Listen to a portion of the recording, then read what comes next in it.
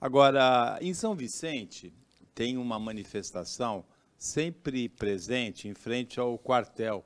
Pedem AI-5, ditadura, golpe militar. Agora teve o contrário. Vamos dar uma olhada no outdoor que apareceu em instante. É melhor Jair renunciando. Jair renunciando. Olha, Esse é um tipo de uma contrapropaganda, né?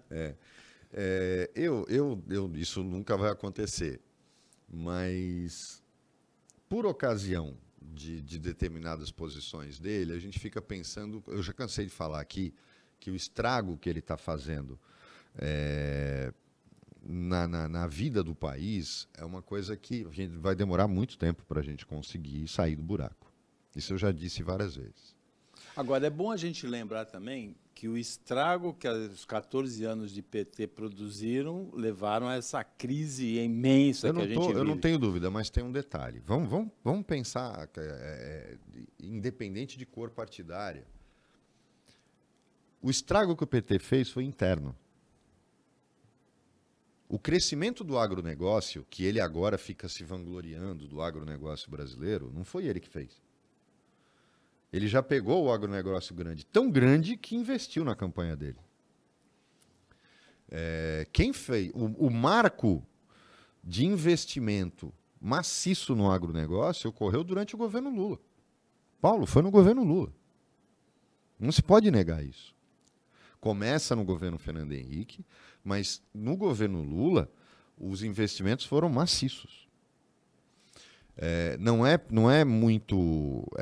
é preciso fazer um exercício de memória muito forte de que, ao contrário, muitas das coisas, por exemplo, o marco regulatório da indústria automobilística, que no governo Lula avançaram, o Bolsonaro conseguiu destruir em 1 ano e meio. Destruir. Nós conseguimos certificações ambientais que possibilitaram que o agronegócio brasileiro fosse esse sucesso todo.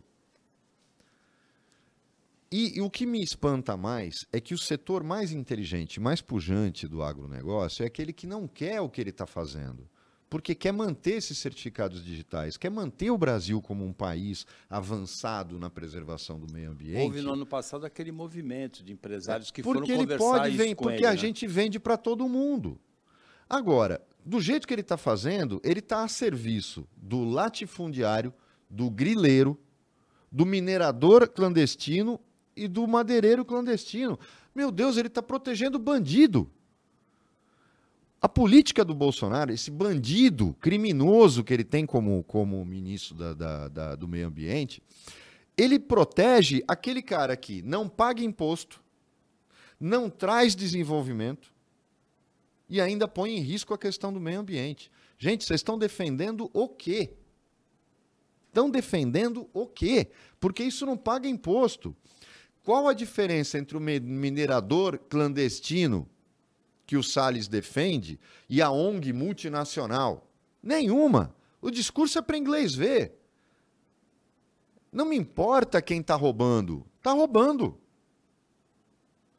Esses caras não fazem nada pelo desenvolvimento nacional. Este homem é porta-voz de criminosos. Como é que ele pode ser ministro e está sentado do lado do presidente ontem, numa cúpula, Paulo, internacional de meio ambiente? Ele já tinha que ter sido mandado embora.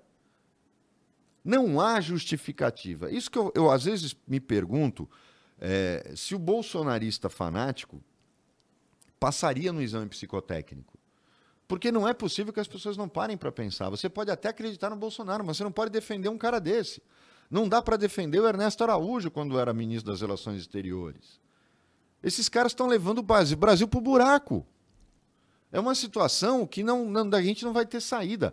Ontem, o Bolsonaro fez um papel ridículo na cúpula do meio ambiente, negando tudo que ele falou há 1 ano e meio, que ele vem falando há 1 ano e meio, sentado do lado de um cara que tentou liberar madeira ilegal, que é o ministro do meio ambiente dele, e fazendo um discurso ontem conciliador de um grande chefe de Estado que não tem nada a ver com o que ele fez até agora. Ninguém acreditou.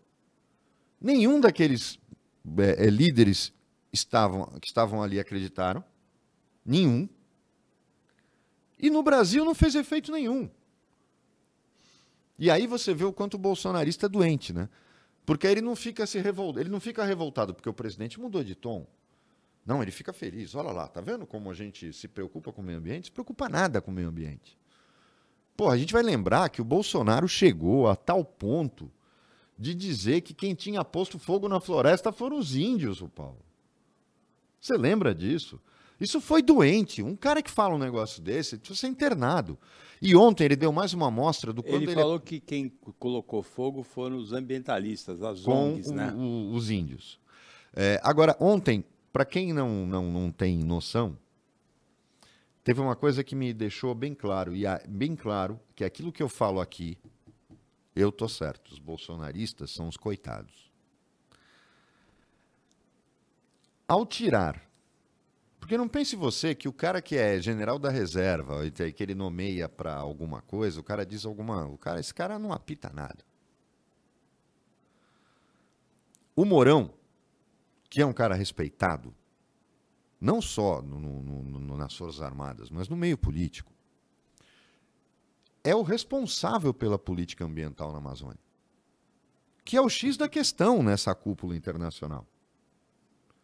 Ele não convidou o cara. O mais espantoso, ele estava cercado de outros ministros patetas, estava com aquele bandido do lado dele, e o Mourão, que é o coordenador do Conselho de Defesa da Amazônia, e é o vice-presidente da República, e uma pessoa equilibrada, não estava lá. Sabe por quê? Porque o Bolsonaro é patologicamente vaidoso e ciumento. Ele não se conforma de que o Mourão possa ser elogiado acima dele. Ele não mandou o Mourão embora até hoje porque ele foi eleito. E você vê que ele não nomeou para ministério nenhum, ele deixou como coordenador e afastou o Mourão. Ele não chama o Mourão para mais nada. Quer dizer, ontem ficou claro para mim aquilo que eu falo aqui. Quem imagina que esse cara é o tipo do medo desnecessário. Quem imagina que esse cara pode dar um golpe, pode esquecer. Ele não tem apoio nenhum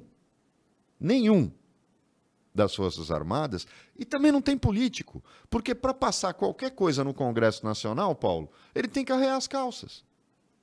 Ele teve que sentar no colo do Centrão. Então podem acreditar. Quando alguém, eu critico o fato, agora, quando alguém vem dizer, não, este cara é contra a democracia, ele pode até ser, mas não vai arrumar nada. Não vai arrumar nada. Porque ele não tem a menor capacidade. Ele não tem capacidade de administrar o país, como é que ele vai ter capacidade de dar um golpe de Estado? Isso, podem esquecer. Não existe o menor risco disso acontecer no Brasil até o final do mandato dele. Podem ter certeza, porque nem competência para isso ele tem.